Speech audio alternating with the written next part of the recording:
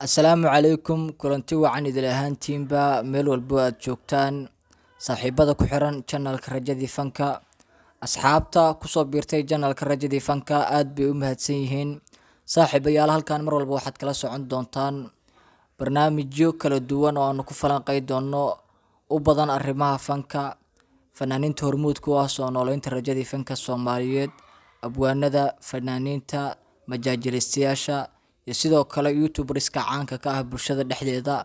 arrimahooda ayaan si dhow halkan idinkugu soo gudbin doonaa sidoo kale waxaad nagala socon kartaan barta aan ku leenahay Facebook page-ka magaciisu yahay Hari ENT halkaasi oo aan idinkugu soo gudbin doono muuqaalada iyagoo linkooda wata aad u tagi karto channelka Rajadii Fanka maanta maxaan idiin wadnaa maanta saaxiibada ku xiran channelka Rajadii Fanka waxaan idiin wadnaa maxaad kala socotaa xiriirka ka dhaxeeya Kamaal Abdul iyo sidoo kale Salma la Jeclay wax ma ka ogtahay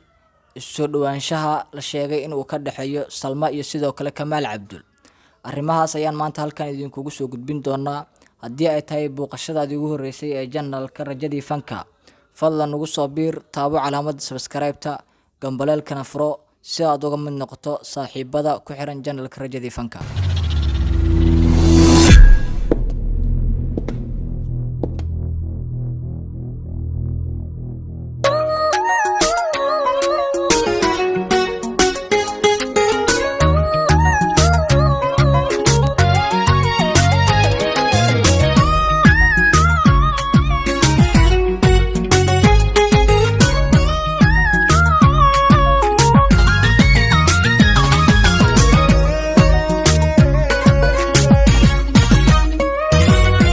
haddii wadnahayga la jeexo oo qayb laga jaro jirkayga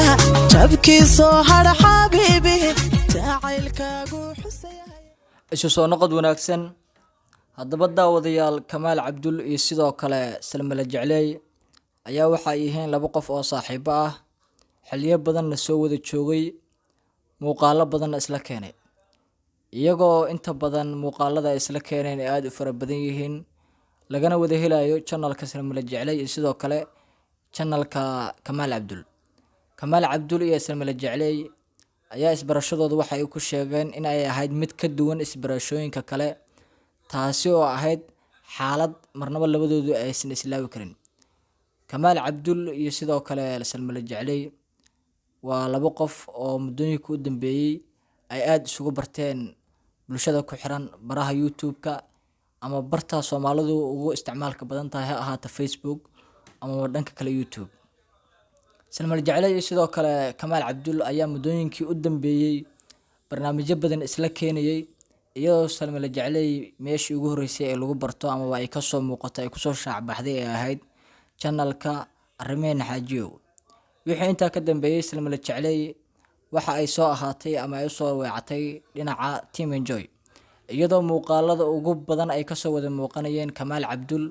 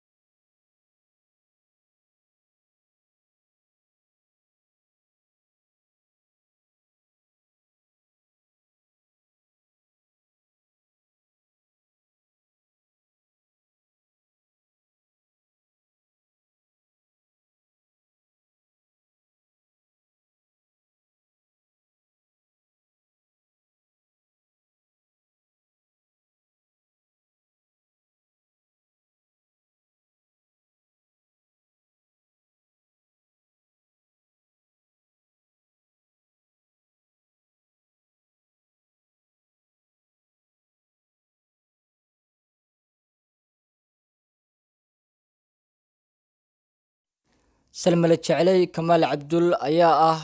dad taageero iyo fanis badan ku dhex leh bulshada Soomaaliyeed iyagoo aad iyo aad u soo jiitay indhaha kumanaan kun oo ku xiran bartooda halkaasna ay ku madadaaliyaan muuqaal ay isla soo sameeyaan Salmo iyo sidoo kale Kamaal waxa uu dambeeyay heeskii Sharma Boy oo challenge ay ka soo sameeyeen saaxiibaday Salmo iyo sidoo kale Kamaal aad u mahadsantiin kale laba idin salaama dadka ku xiran barihiina YouTube barta fariinta commentiga waxyaabaha ugu badan ay ku reebaan ayaa waxay tahay in labadiinu aad laba qof oo isugu soo dhawaanayeen nololna ay ka dhaxayso waxaa jirta dadka Soomaaliyeed ee iyagu ku xiran baraha bulshada in laba qof ay isla jeclaadaan waxaad ka jaahil bixisaa bulshada kugu xiran kumanaanka kun ee ku daawata labadiinu ma waxaad tiin laba qof oo istaalanti fahmay xaqiiqada dhabta adigoo abaaraya ma laba qof oo istaalanti fahmay jiritaankooduna uu iskeenay baatiin mise nolol aad isku dhiibteen ayaa jirta oo nolol baa idin ka dhaxaysa taas saaxiib waxaad ka jaahil bixisaa kumanaanka kun ee ku xiran bartaada halkaasna aad ku madadaalisaan